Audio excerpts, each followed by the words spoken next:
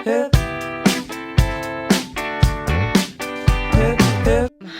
morning everyone. So nandito tayo ngayon.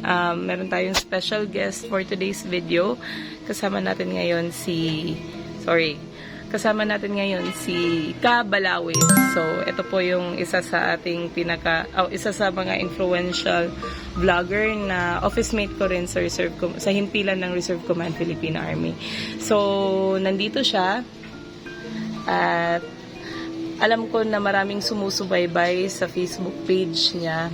Isa rin siya sa kagaya ko na lubos na sumusuporta at humahanga sa mga causes ng mga laang kawal. So, ngayon ay ang content nito is aalamin lang natin kung sino si Ka Balawis sa kanyang tunay na buhay. So, pero po mag-start na po yung ating interview. So, Sir Balawis, gusto ko pong malaman, pwede po ba kayong formal na magpakilala sa kanila? Magandang umaga mga kababayan. Ako nga pala si Staff Sergeant Pascua ng Reserve Command ng Philippine Army. So, ako ay isang tubong Nueva Ecija. Yan po. Then, layunin ko po dito sa vlog ng Philippine Army is makatulong sa ating mga reservists. At the same time, magturo ng mga ROTC sa mga college and university para maipamahagi sa kanila yung mga nalalaman natin sa mundo ng military, lalong-lalo na sa mundo ng drills and ceremonies. So sa pagiging sundalo ko, nag-umpisa ako noong 2009 sa 7 Kaugnay Division dyan po sa Port Magsaysay, Palayan City, Nueva Ecija. Galing din po kasi ako mga kababayan ng Advanced ROTC sa Central Luzon State University sa Science City of Muñoz at naging Corps Commander ako ng taong 2008. Then naparangalan din ako ng Best Corps Commander of the Year.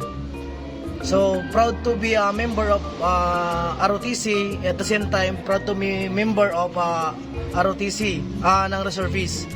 Then as of 2009 to date, member na ako ng regular ng Philippine Army.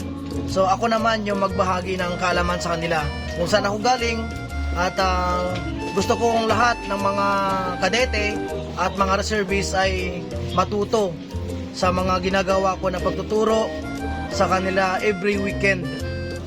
So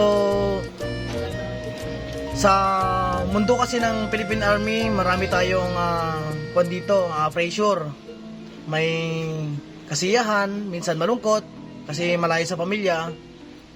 Pero sa pagiging sundalo, nagpapasalamat ako sa Panginoon at isa ako sa mga pinalad na nakapasok noong 2009. Kasi alam naman naming isa kayong naging successful na produkto ng ROTC. Anong nag-udyok sa inyo para magpatuloy na maging isang ganap na sundalo?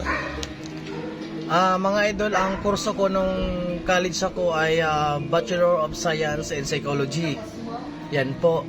Then nag-joke, nagpatuloy ako magsundalo kasi gusto kong mag-serve sa bayan. And of course, meron tayong permanent job dito po sa Philippine Army.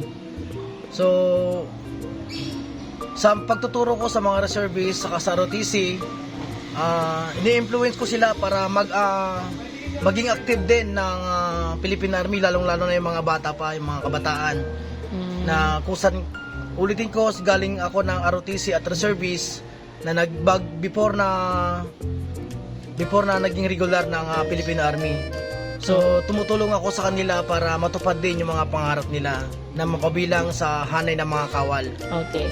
Kasi alam naman natin yung ang pagsusundalo ay isang mahirap talaga na profesyon, lalo na pagdating sa training. Paano kayo natulungan ng pagiging ROTC cadet nyo or advanced officer nyo? Sa ROTC ko, nag-umpisa ako nung college. Then nakatulong sa akin ang ROTC regarding sa discipline. Yan, mamotivate ako from civilian to military. Yan, unang-una dito sa ROTC kasi dito tayo hinuhubog ng mga member ng Philippine Army para maging ganap na future leader ng Armed Forces of the Philippines, lalong-lalo na po sa Philippine Army. So nakatulong talaga sa akin na malaki ang pagiging ROTC sa mundo ng mga drills and ceremonies, dahil sa kadete pa lang ay tinuturuan ka na dito ng mga drills at mga iba-ibang events ng mga activity ng kasundaluhan ng Pilipinas. So yun, pinagpatuloy ko yung passion ng mga senior ko dati, at ngayon ako naman ay isang ganap na instructor na ngayon ng ROTC. Yun po. Tama talaga, no, kasi actually ang hirap ng kultura pag nasa military ka, pero yun nga, buti na lang merong experience si sir na nakatulong sa kanya paano ma-adapt ang kultura sa military. At the same time, maliban doon yung training at pati na rin yung mga drills and ceremonies, kasi si sir pala ang kanyang master, ang kanyang yung pinaka forte niya ay Sa drill master po. yun. Graduate rin si sir ng sa drill master. So, dun sa mga nagtatanong kung ano yung drill master, so ito yung mga specialization na tinitake kung saan ang kanilang main forte or ang kanilang pangunahing kasanayan ay ang pagturo ng mga drills. Yun na yung mga nakikita yung mga formation, ganyan. So, sila po yung mga sila po yung nagtitrain. Actually, kahit sa amin, sila yung nagtitrain ng mga ganyan. Sir Balawis, napansin ko, marami kasing nagsasabi na konti lang daw yung mga nag-a-appreciate sa mga reservist, kasi karamihan nga sinasabihan sila na ay reservist lang kayo. Pero kayo po, ang nakikita ko, bilang kayo ay isang regular na sundalo, nakita ko na humahanga kayo sa mga reservist. Yes. Ano po yung nakikita niyong kalagahan ng mga reservists, sir? Bakit gano'n na lang po yung suporta na pinapakita niyo sa kanila? Sa reserve ng Philippine Army, saludo ako sa inyo mga idol.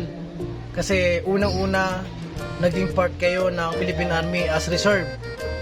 Then, kayo ay inahangaan ko na naglilingkod sa bayan ng walang kapalit. So sa mga member po ng Laang Kawal ng Pilipinas, saludo ako sa inyo dahil unang-una, kayo ay nagmamahal ng tunay sa ating bansa.